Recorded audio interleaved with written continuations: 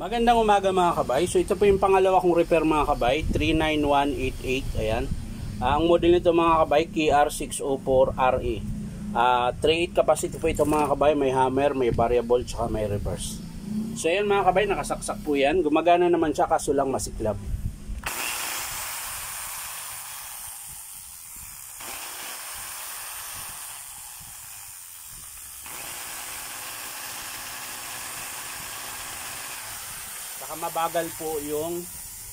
Mabagal po yung andar niya mga kabay. So tara mga kabay, samahan nyo ko at ating tuklasin kung ano ang sira niya.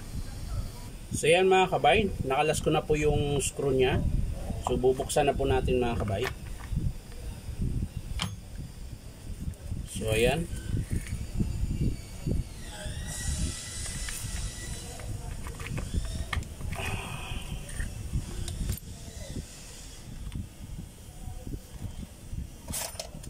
Kakalasin lang natin yung carbon mga kabay.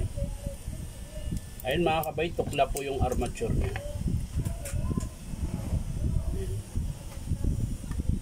So check din natin yung brush holder kung bakit bumabalik. So ayan, pudpud din po yung pinaka-contact niya mga kabay. So magpapalit din po tayo ng brush holder.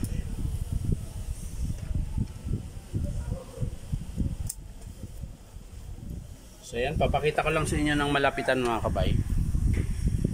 So ayan po mga kabay, ulitin ko lang.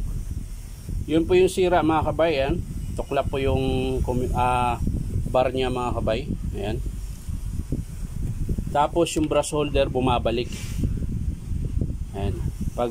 Pag nire-reverse mo siya, bumabalik siya.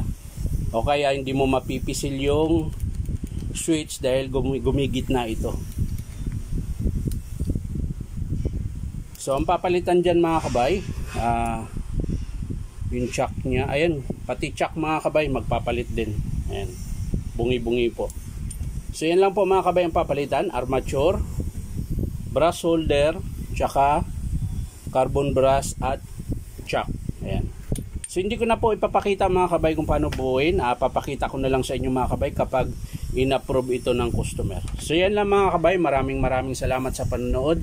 At pa-like and share na rin po. At syempre, subscribe nyo po ito aking YouTube account na Inom Tabay. So maraming salamat. Bye-bye.